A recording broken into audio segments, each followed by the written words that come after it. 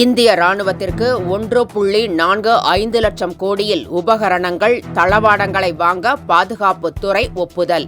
அதிநவீன பாதுகாப்பு அம்சங்கள் கொண்ட டேங்கர்கள், கடற்படைக்காக அடுத்த தலைமுறை கண்காணிப்பு விமானங்கள், வான் தாக்குதலுக்கான விமானங்கள் உள்ளிட்டவற்றை கொள்முதல் செய்ய முடிவு. பை இண்டியா, மேக் இண்டியா கொள்கையிலேயே 99% தளவாடங்களை வாங்க உள்ளதாகவும் தகவல்.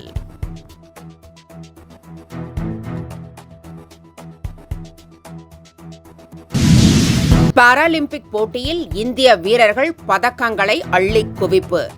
T63 உயரம் தாண்டுதலில் சரத்குமார் வெள்ளிப் பதக்கமும், தமிழக வீரர் மாரியப்பன் தங்கவேலு வெண்கலப் பதக்கமும் வென்றனர்.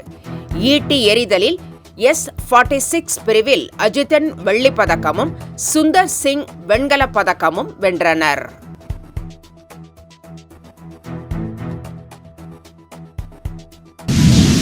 பாராலிம்பிக் போட்டியில் பதக்கங்களை வென்ற துளசிமதி முருகேசன், மனிஷா ராமதாஸ், நித்யாஸ்ரீ சிவன் ஆகியோரை அமைச்சர் உதயநிதி ஸ்டாலின் தொலைபேசியில் தொடர்பு கொண்டு பாராட்டு. மேலும் பதக்கங்களை வென்று குவிக்க வாழ்த்து. ஹேமா கமிட்டி அறிக்கை சிறப்பானது என்றும் அதை முழுமையாக வரவேற்பதாகவும் நடிகர் சரத்குமார் கருத்து.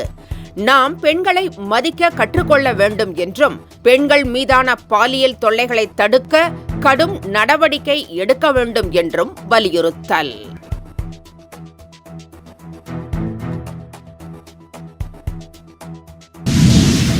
கனமழை வெள்ளத்தால் ஆந்திரா, தெலங்கானா மாநிலங்கள் வரலாறு காணாத அளவிற்கு பாதிப்பு.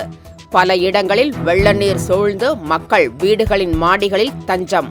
உணவுப் பொருட்கள் கிடைக்காமல் தவிப்பு.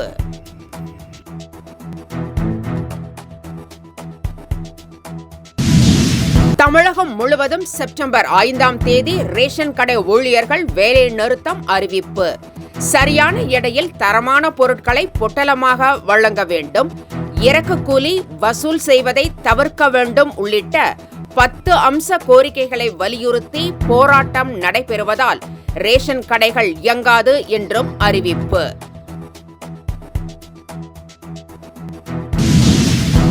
முதலமைச்சரும் திமுக தலைவருமான மு.க. ஸ்டாலின் கட்சிகளை அரவணைத்துச் செல்வதால் எந்த பிளவும் இல்லை என திமுக அமைப்புச் செயலாளர் R.S. பாரதி திட்டவட்டம். புதிய கட்சிகள் திமுக கூட்டணியில் சேர வாய்ப்பு இருப்பதாகவும் சூசகம்.